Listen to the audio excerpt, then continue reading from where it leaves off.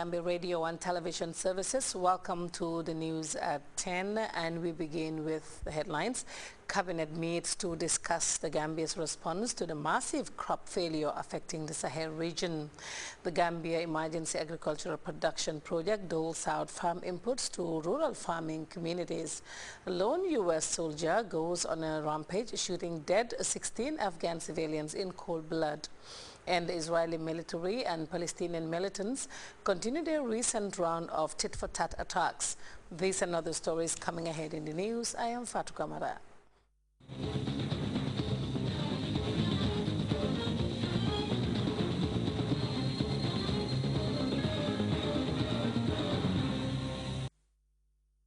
Well, thank you for joining us. Cabinet ministers today held an emergency meeting to discuss both the immediate short and long-term strategies to tackle the crop failure that hit the Sahel region in 2011 cropping season due to erratic rainfall patterns during the last rainy season.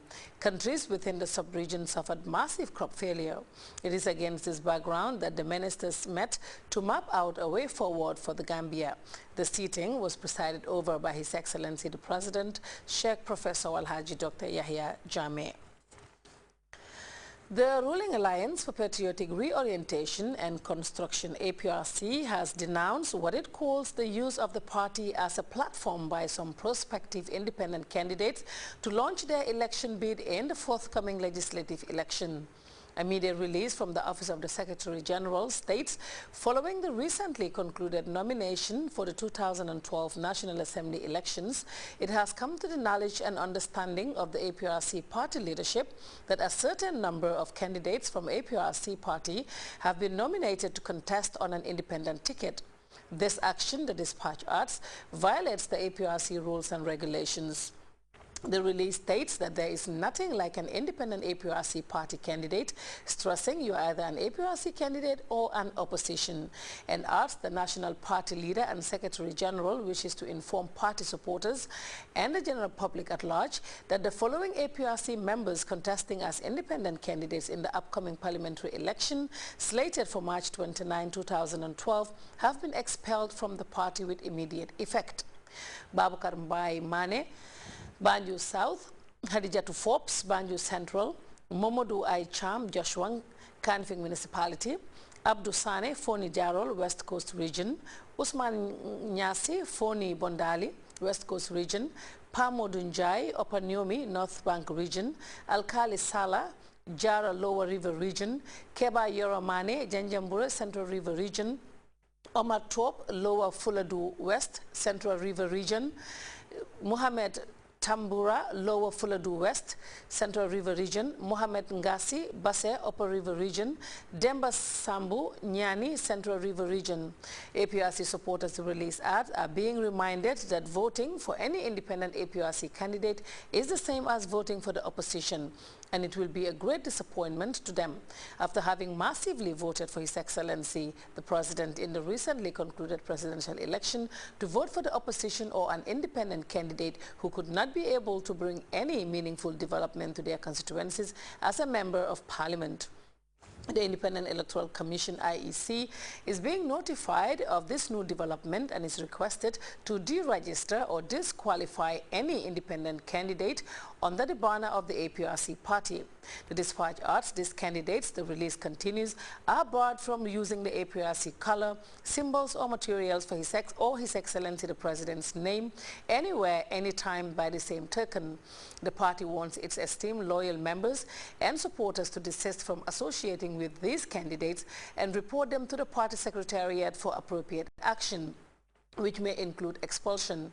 Based on the above, the release adds, the security forces should arrest and prosecute any independent candidate who uses the APRC color or symbol or the name of the APRC during the campaign and election period. Furthermore, in a bid to cleanse the party of what the party calls sheep in wolf's clothing and those whose actions are detrimental to the interest and advancement of the APRC, the following individuals are being expelled from the APRC with immediate effect. That's from today, Monday the 12th of March 2012.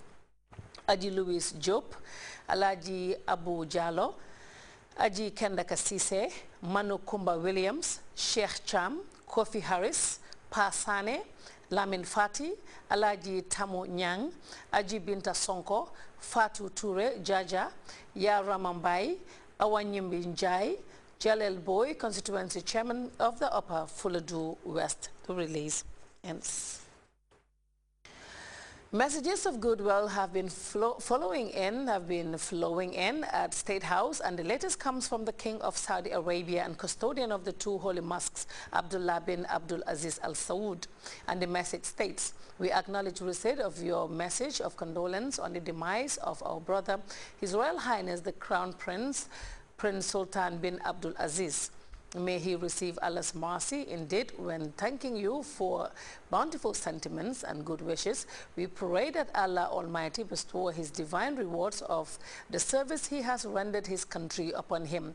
Shelter our dear deceased in his commodious clemency and forgiveness. Grant him his roomy paradise and protect you from any adversity. Indeed, we belong to Allah, and indeed to him we will return." The message ends. Another message addressed to President Jammeh comes from the Emir of the State of Qatar, His Excellency Sabah Al-Ahmad Al-Jaber As-Sabeh, and it reads, "I'm delighted on the occasion of your re-election as President of the Friendly Republic of the Gambia to express to Your Excellency my congratulations and best wishes. As I avail myself of this occasion to express my most sincere wishes for Your Excellency's enormous success in steering the affairs of this high prestigious position, and also look forward to continued working together on whatsoever that would strengthen the bilateral relations between our two friendly countries and peoples. Please accept my most sincere wishes for Your Excellency's abundant good health and happiness for the friendly people of the Gambia. Accept, Your Excellency, my most sincere consideration." The text of the message from His Excellency Yusuf Mohammadou of Niger states, "Following your brilliant re-election to the presidency of your country, I have the honor to extend to you my sincere and warmest congratulations on behalf of the people of Niger, the government, and on my own behalf. I kindly express ardent wishes for the economic and social progress and continuous prosperity of the Gambian people in peace, security, and stability. It is with renewed commitment that I would like to assure Your Excellency of my availability to work on strengthening relations of friendship and cooperation that exist between our two countries and promote the excellent ties of fraternity and solidarity between the peoples of our two countries. In renewing my wishes of full success in your fulfillment of your achievements, please accept, Mr. President and dear brother, the assurances of my highest consideration." It concludes.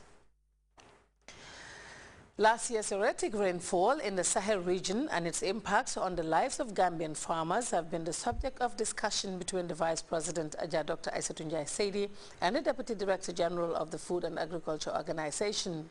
The talks were held at the United Nations on the fringes of the recently held Commission on the Status of Women.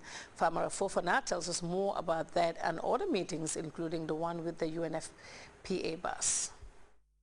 While she was in New York for the recently held 56th session of the Commission on the Status of Women, Vice President Njie Saidi granted audience to the Deputy Director General of the FAO, Anne Tutwila. The top official, in an interview with Grts, disclosed that their meeting centered on the challenges facing the Gambia in the context of last year's crop failure and the impacts it is having on farmers. We were particularly discussing the fact that the losses in food production after farmers grow the food are very high in many parts of the Gambia, and that we need to focus in the medium term and longer term in reducing the losses in the post-harvest system.